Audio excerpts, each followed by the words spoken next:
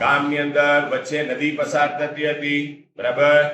એક પૂજારી રોજ સવારે હોડીમાં બેસીને સવારે 6 વાગે મંદિરે પહોંચી જતા અને ત્યાં કંઈક ભગવાનની સેવા પ્રાર્થના પૂજા પૂરી કરીને 3-4 કલાકે ઘરે આવતા. એક દિવસ વરસાદ ખૂબ ઘેરાયો. મુસળધાર વરસાદ પડવાની કંઈક શરૂઆત હતી.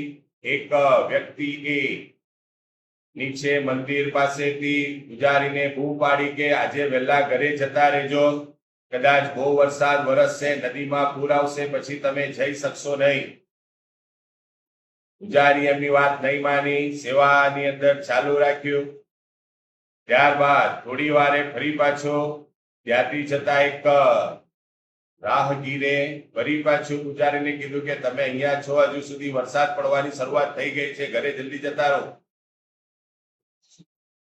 થોડી વારે ફરી પાછો હોડીવાળાએ બૂમ પાડી કે હવે હું રોકાઈ શકું તેમ નથી, નદીમાં પાણીનું સ્તર વધી રહ્યું છે, તમે ક્યાં તો અહીંયા જ રોકાઓ અથવા તો હું તો જાઉં છું, તમે વિકલ્પ શોધી લેજો. એમ કરીને હોડીવાળો પણ નીકળી ગયો. થોડી વારે ખૂબ જ વરસાદ વરસ્યો, એટલો બધો વરસાદ વરસ્યો કે નદીમાં પૂર આવ્યો અને એ પૂરની અંદર પેલા જે પૂજારી છે તે ફસાઈ ગયા, તણાઈ ગયા. છેલ્લી ક્ષણે તેમણે ભગવાનને યાદ કર્યા કે મેં તમારી આટલી બધી સેવા કરી અને તમે મને આ પ્રમાણે કંઈક અણસાર પણ નહીં આપ્યો. તો ભગવાને કીધું કે 3 વાર હું જુદા જુદા સ્વરૂપે તારી પાસે આવ્યો, પણ તે મારી વાત માની નહીં.